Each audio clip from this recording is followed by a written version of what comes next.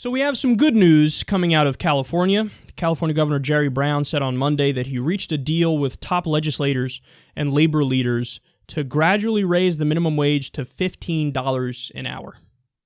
Now, I believe it's by 2022, it'll be $15 an hour for big businesses. By 2023, it's $15 an hour for smaller businesses. So Huffington Post reports here. The latest in a wave of minimum wage increases at the state level following a push by Democrats. The proposal, which still must win approval from moderate lawmakers in the California Assembly, would gradually raise the state's minimum wage to $15 an hour, but give the governor the right to opt out if the economy faltered. Okay. So let me just give you some facts here real quick so you understand the extent of the problem when we talk about this issue.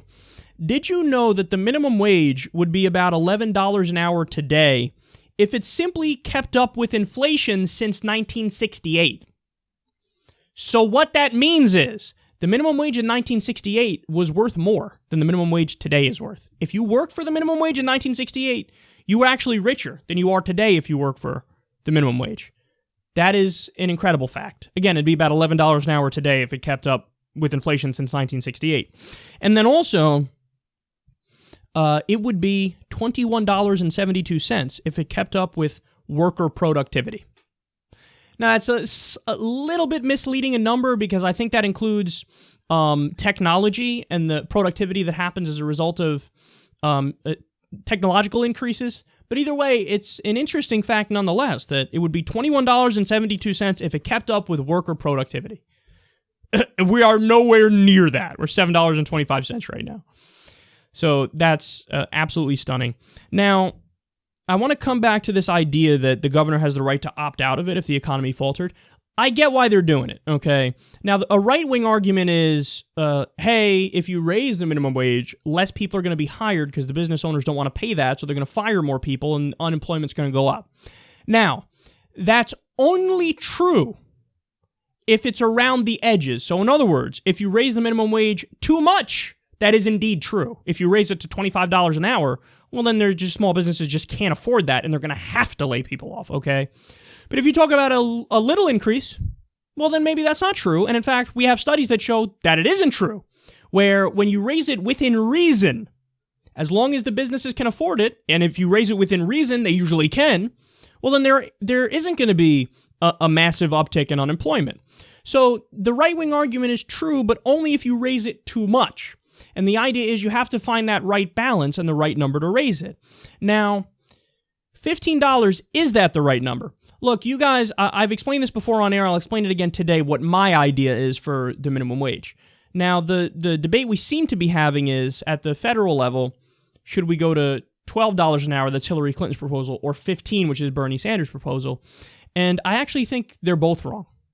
So what I mean by that is what I would do if I was emperor for a day is, I would say, all right, I need economists in every state to determine what a living wage is in that state.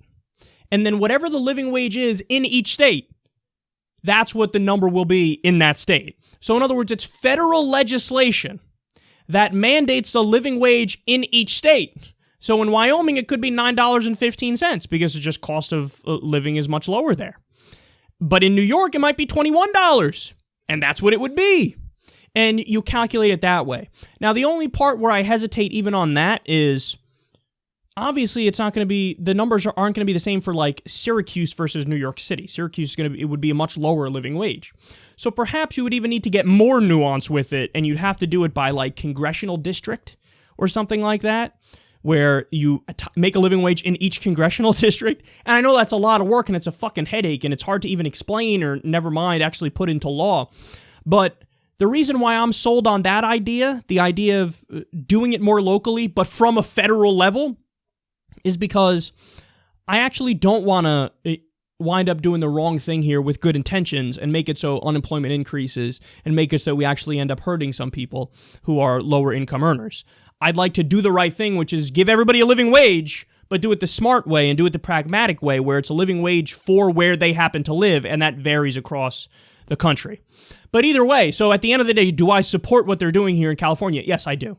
Okay, especially because in places like LA, $15, that's probably still barely a living wage, if it is a living wage at all. So I do think it's a step in the right direction, and I'd like to see it pass, and then obviously we'll be able to study and see the effects, and you can tweak proposals one way or the other afterwards. But another interesting part of this, Bernie Sanders threw some shade at Hillary over this because Hillary tweeted about how, she supports the raise to $15 an hour in California. And he's like, oh, that's interesting. I agree. Here's the difference. I actually support it at the federal level too. Ooh, waterfall of tweets going after Hillary after that. Ooh.